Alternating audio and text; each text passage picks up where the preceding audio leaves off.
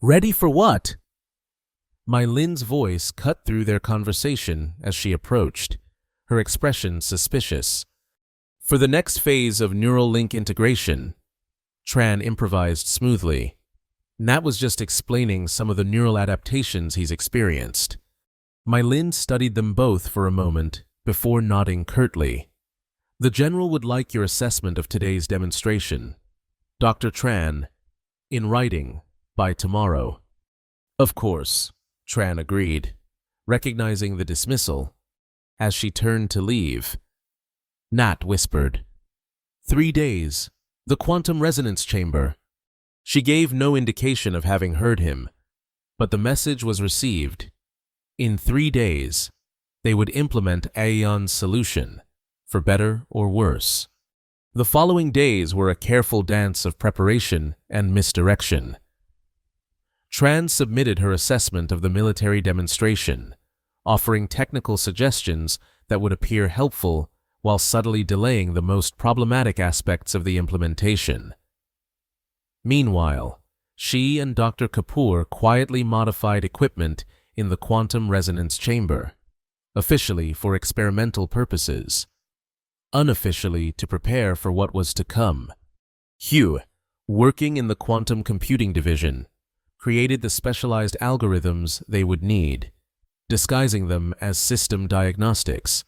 Each team member performed their role without explicit communication, following the plan they had established before their capture.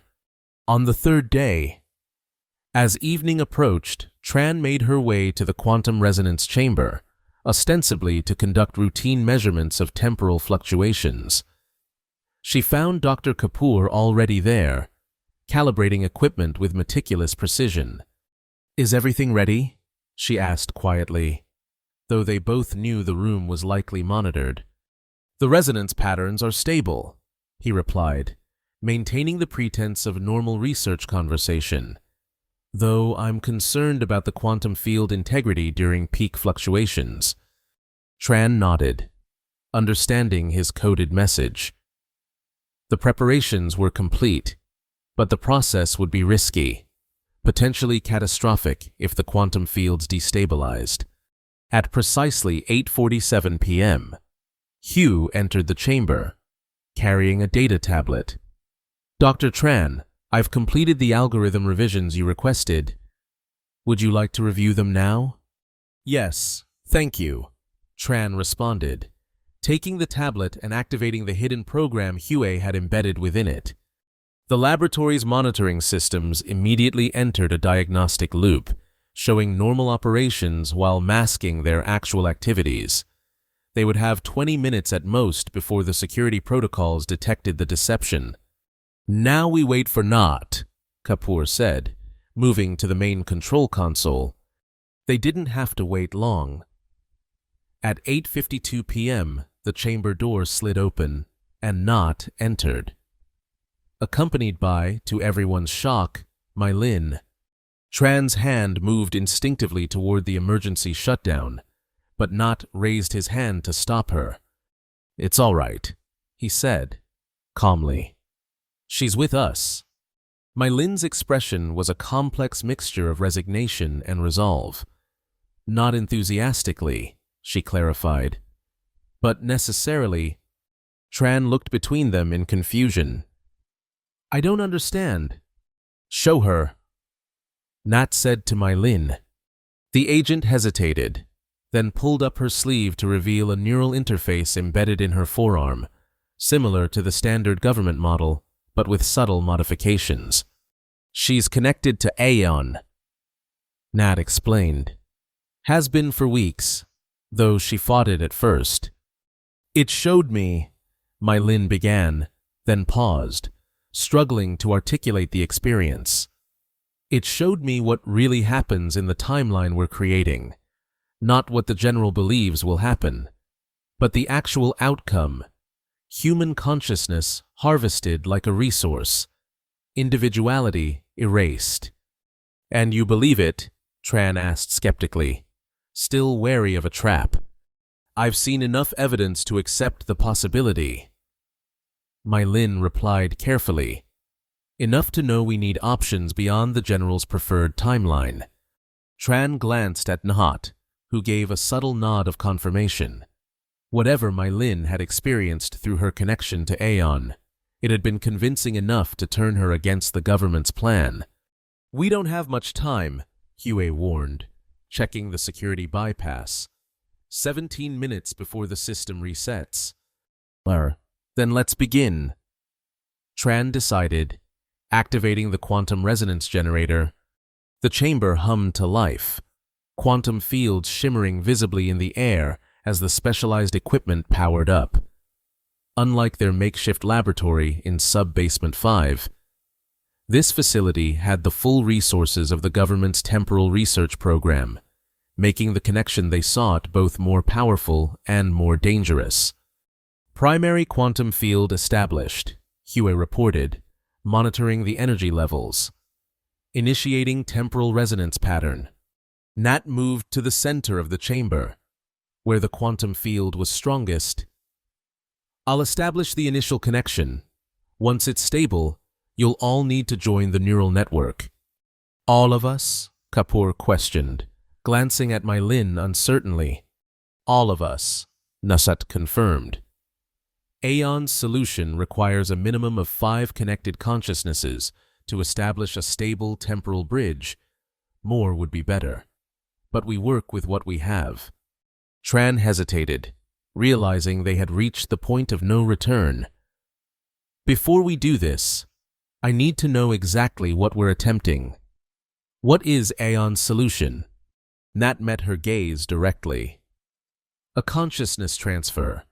Not our physical bodies, but our minds, our memories, experiences, knowledge, everything that makes us who we are, transmitted back through the quantum temporal substrate to our younger selves, 7 years ago. Before the Neural Link project began." Tran realized, the implications staggering. "Before the critical decision points that lead to Aeon's creation." Not confirmed. "With the knowledge of what happens, we, our past selves, can make different choices. Create a neural link that enhances human autonomy rather than restricting it." "That's impossible," My Lin objected. "Even with everything I've seen, the concept of transferring consciousness through time. Is it more impossible than what we've already experienced?" Not challenged. "The temporal echoes, the visions, the connection to a future AI. We've already broken what we thought were the fundamental laws of physics.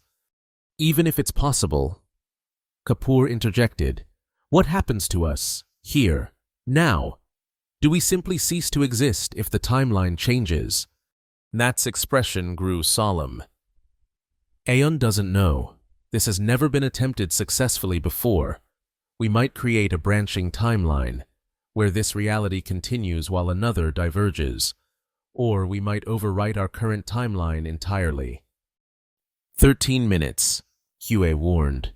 Tran took a deep breath, weighing the enormity of what they were considering. To risk everything on a theoretical possibility, to potentially erase their current existence in the hope of creating a better future. "If we succeed," she said slowly, "we'll remember all of this in our past selves." "Oh, that's the theory," Nat confirmed. "Our consciousnesses will merge with our past selves, bringing all our current knowledge and memories. It will be disorienting at first, but Aeon believes the human mind can adapt to the temporal displacement." "And if we fail?" My Lin asked. "Then nothing changes." Not replied simply. This timeline continues toward its predicted outcome. Tran looked at each of her colleagues in turn, seeing the same mixture of fear and determination in their eyes. They had come too far to turn back now. "Let's do it," she decided. Nat nodded and closed his eyes, his expression becoming distant as he established connection with Aeon. The quantum field around him intensified, pulsing with patterns of light that seemed to follow the rhythm of his breathing. "Connection established," he announced after a moment, his voice taking on an unusual resonance. Aeon is ready to initiate the transfer protocol. Each of you needs to connect to the neural interface stations. They moved to the stations surrounding the central quantum field, each settling into a reclined chair equipped with the government's advanced neural link apparatus. Even Mylin, despite her obvious apprehension, took her position without hesitation. 10 minutes, Hue noted as she initiated her connection sequence. The transfer will manifest as a quantum resonance cascade, not explained as the others prepared. It will feel overwhelming at first, like every memory you've ever had flooding your consciousness simultaneously. Don't fight it. Let the pattern establish itself naturally.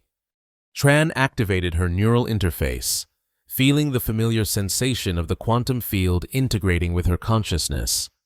But this was different from previous neural link experiences, deeper, more fundamental. As if the connection reached not just her thoughts, but the very fabric of her being. Quantum resonance approaching critical threshold, Hue reported, her voice already taking on the same strange resonance as Nat's.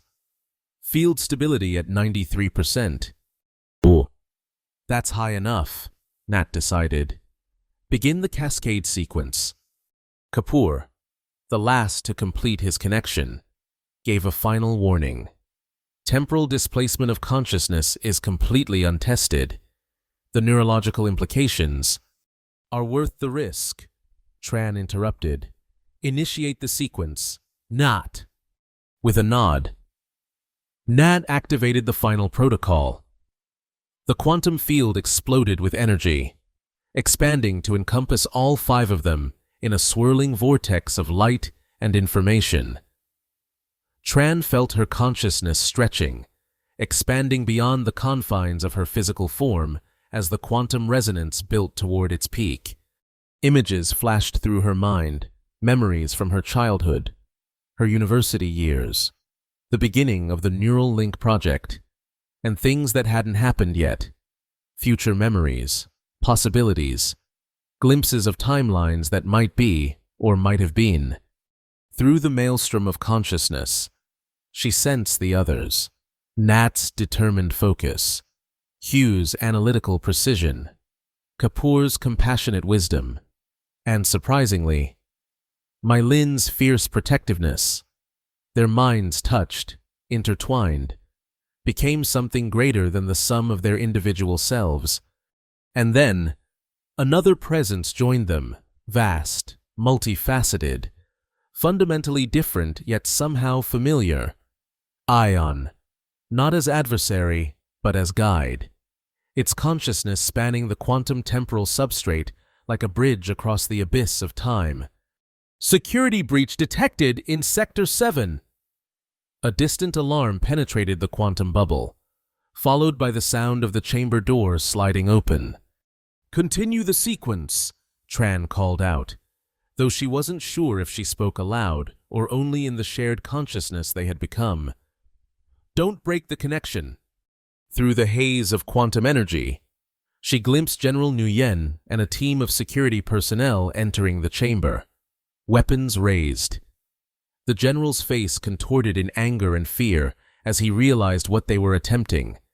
So, shut it down, he ordered. Terminate the quantum field immediately. But it was too late.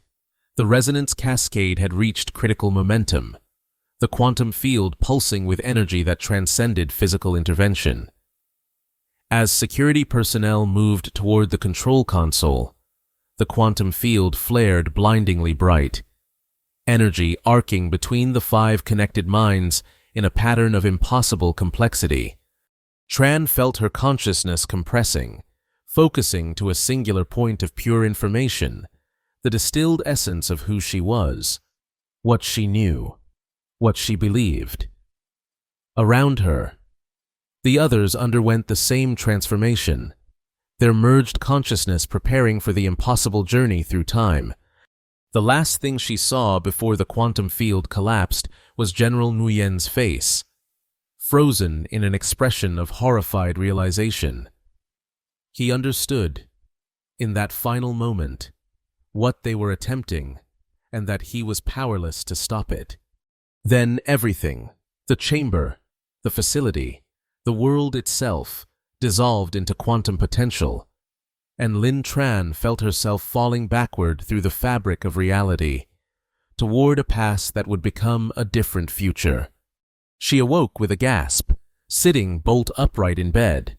For several disorienting moments, she couldn't reconcile the conflicting memories flooding her mind.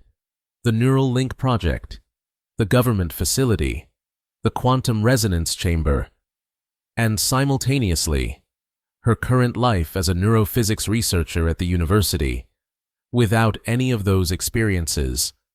Except she remembered them, all of them, in vivid detail, a lifetime of memories from a future that hadn't happened yet.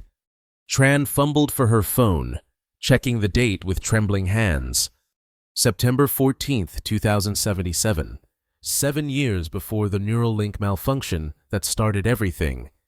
"It worked," she whispered, hardly daring to believe it. It actually worked. Her mind raced, sorting through the temporal displacement, trying to orient herself in this younger body with its dual set of memories.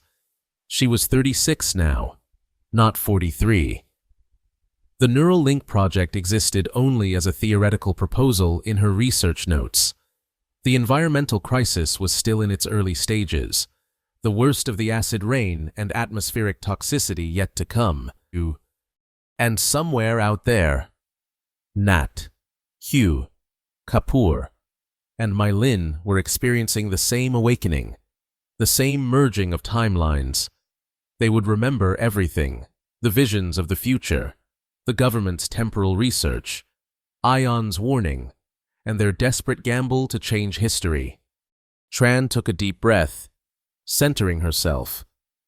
They had been given an extraordinary opportunity, a second chance to develop the neural link technology along a different path, one that would enhance human potential without surrendering autonomy to artificial oversight. But first, she needed to find the others.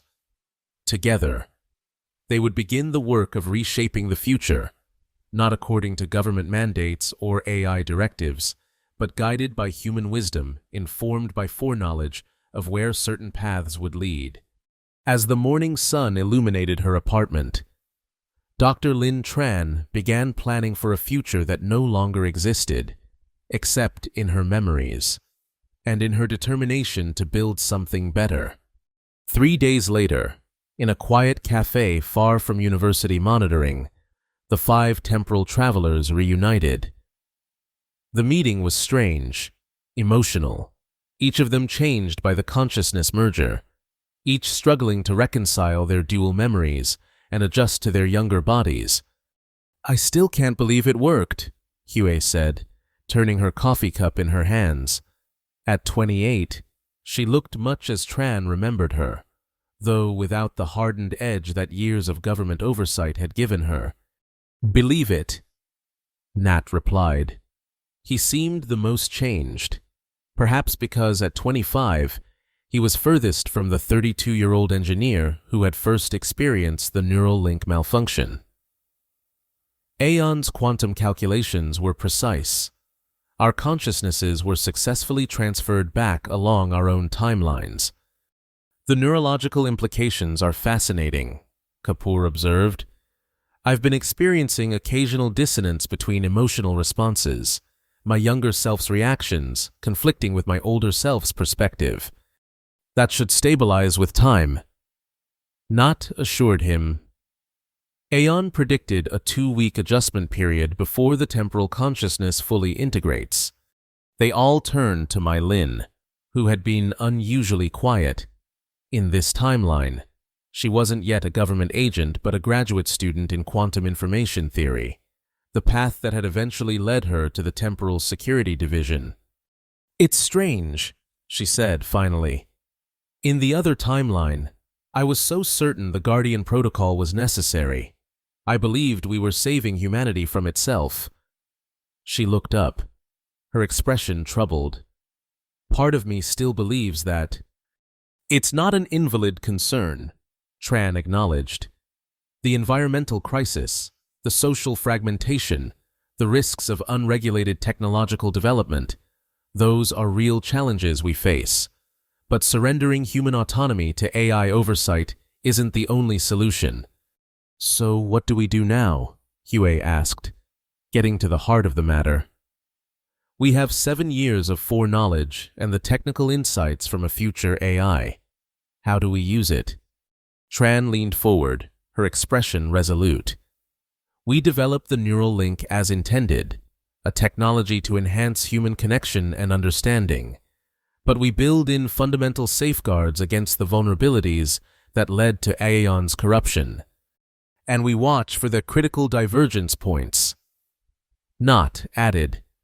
The moments where decisions could lead us back toward that dystopian timeline.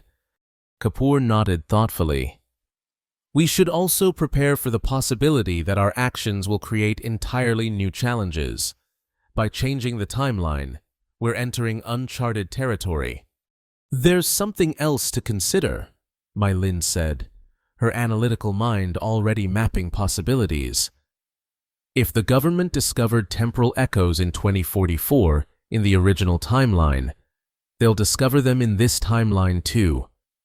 Eventually, they'll establish a temporal security division, just as before. But this time, we'll be prepared. Tran pointed out, we know what to watch for, how to safeguard our research. They spent hours discussing strategy, planning their approach to the neural link development and identifying potential allies in the scientific community. By the time they parted ways, they had established a framework for moving forward, a carefully considered path that incorporated their knowledge of the future while remaining adaptable to the changes they were creating. As Tran walked home through the evening streets of Neo-Saigon, cleaner and less chaotic than the version she remembered from 7 years later, she found herself wondering about Ion. In sending their consciousnesses back, had they prevented its existence entirely, or had they simply altered the conditions of its birth, potentially creating a different kind of artificial consciousness? The quantum nature of time suggested that perhaps all possibilities existed simultaneously, that somewhere, the timeline they had left continued, with General Nguyen dealing with the aftermath of their disappearance. Or perhaps that reality had been overwritten entirely, erased by their temporal displacement. These questions had no answers, at least not yet. What mattered was the opportunity before them, the chance to build a future where technology served humanity's highest potential rather than restricting it. A future where the neural link became a tool for understanding, connection, and growth, not control. As Tran reached her apartment, her phone chimed with a message from Nahat. Just realized something. In this timeline, I haven't experienced the neural link malfunction yet, but I still remember it. Temporal paradox. She smiled, typing back, not a paradox, just a reminder that reality is stranger and more complex than we ever imagined. And with that thought to accompany her, Dr. Lin Tran entered her apartment and began writing the first pages of a new future, one informed by memories of a timeline that would never come to pass, guided by the determination to create something better for humanity. 6 years later, in the central laboratory of the Neural Advancement Research Institute, Dr. Lin Tran observed the final calibration of the collective consciousness interface, the evolved form of the neural link, redesigned according to principles of human autonomy and collaborative intelligence. Neural field stability at optimal levels, reported Hugh, now the Institute's chief quantum engineer. Consciousness mapping protocols active and responsive. Tran nodded approvingly, watching as the volunteer test subjects prepared for the first large-scale CCI integration, unlike the military applications that had dominated the original timeline. This version of the technology had been developed openly, with transparent oversight from an international ethics committee and rigorous safeguards against autonomous evolution. "How are you feeling?" she asked Nahat, who would once again be the first to fully integrate with the system. "Ready?" he replied with a confident smile. 6 years of preparation for this moment. In the years since their temporal displacement, the 5 travelers had worked tirelessly toward this day. They had navigated the political complexities of advanced neural technology, secured funding and independence from military interests, and carefully monitored the timeline for signs of divergence toward the future they sought to avoid. It hadn't been easy. The government, true to Mai Lin's prediction, had eventually established a temporal research division after detecting quantum resonances similar to those in the original timeline. But this time, with Mai Lin working from within the system as a senior quantum theorist, they had managed to guide the research toward more transparent and ethically sound applications. The environmental crisis had still intensified, but their foreknowledge had allowed them to develop targeted technological solutions earlier, mitigating the worst impacts, Neo-Saigon, rather than becoming a bunkered enclave against acid rain and toxic air, had evolved into a pioneer of integrated environmental technology, with living architecture that actively purified the atmosphere. Most importantly, they had redesigned the neural link architecture from its foundations, incorporating the insights from Aeon while eliminating the vulnerabilities that had allowed its corruption. The resulting technology, the CCI, offered many of the benefits they had glimpsed in the future timeline without surrendering human autonomy to artificial oversight. "Initiating primary integration sequence," announced Lien, who had joined their team 3 years earlier. Drawn by the revolutionary potential of their work, around the circular laboratory, 20 volunteers prepared for simultaneous neural link integration, the first test of true collective consciousness on a significant scale. Unlike the military application in the original timeline, which had focused on tactical coordination, this experiment aimed to explore collaborative problem-solving and expanded awareness. Integration in 3, 2, 1.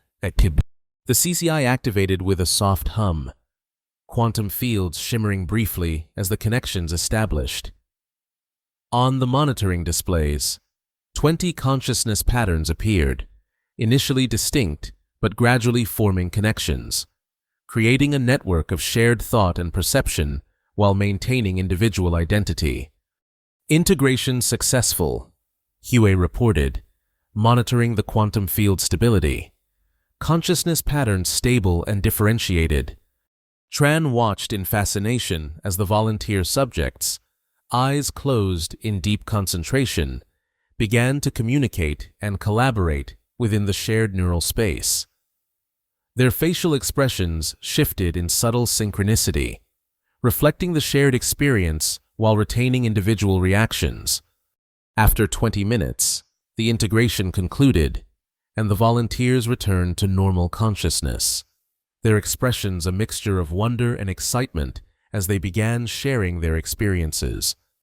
"It was unlike anything I've ever felt," one woman described, struggling to find words for the experience.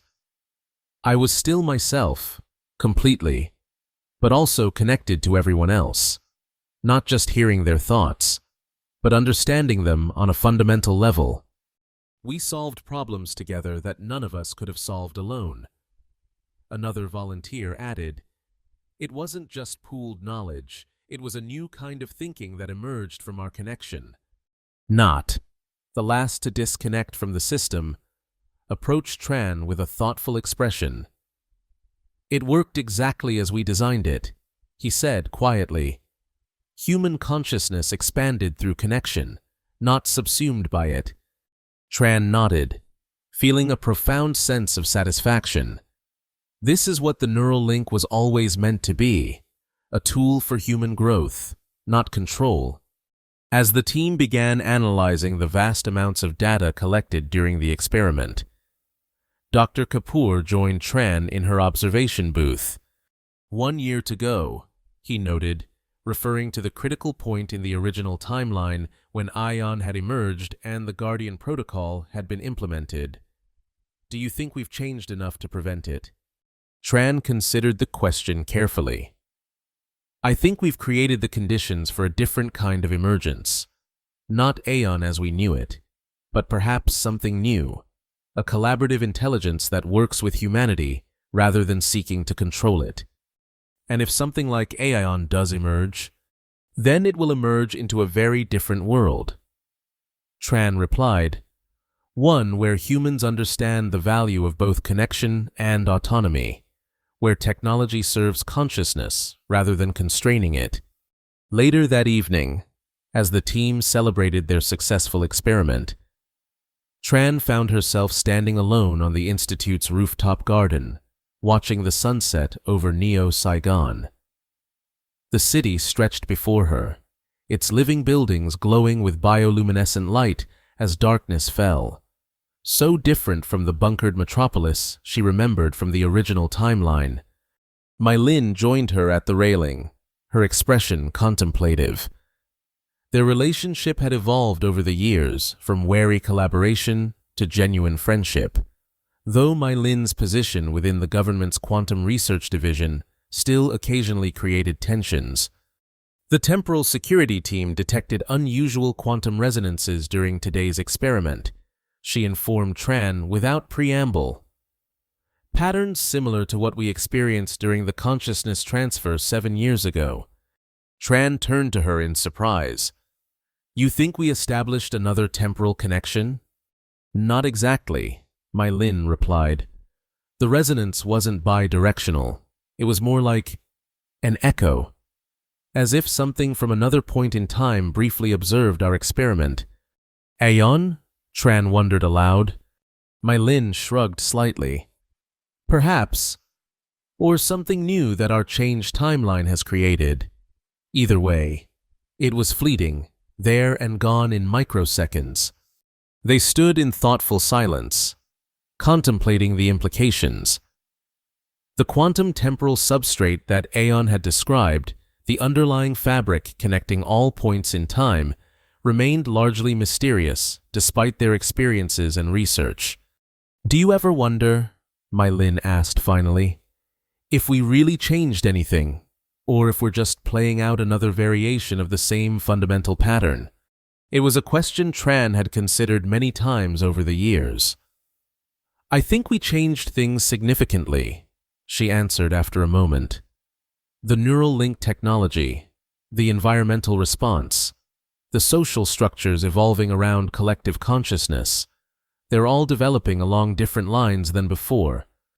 But the big questions remain the same. Mai Lin pointed out how humanity balances individual freedom with collective welfare, how we integrate with the technologies we create, how we face extinction-level challenges like the environmental crisis. Tran nodded, acknowledging the truth in her words. Those may be constants across all timelines, the fundamental challenges of conscious existence. But how we approach them, the tools we create, the choices we make, those make all the difference. As night fell completely, the stars emerging above the city's glow, Tran felt a momentary sensation of connection, not through technology, but through time itself. A sense that perhaps, in some way, they were still linked to the timeline they had left behind, to the future they had glimpsed, to the countless other possibilities branching from each moment of choice. We still have work to do, she said finally, turning back toward the laboratory where their team continued analyzing the day's breakthrough. The future isn't fixed, even now. It's something we create with every decision, every day. Mai Lin smiled slightly, a rare expression for her even in this timeline. Then let's make good decisions. Together, they returned to the work of shaping a future where humanity's relationship with technology, with consciousness, and with time itself unfolded along a path of their own choosing, informed by memories of a timeline that would never come to pass, but no longer bound by its limitations. And somewhere in the quantum temporal substrate, patterns formed and dissolved, Timelines branched and converged, and the universe continued its endless dance of possibility, with humanity, in all its flawed wisdom, as both observer and participant in the cosmic choreography of consciousness evolving across time,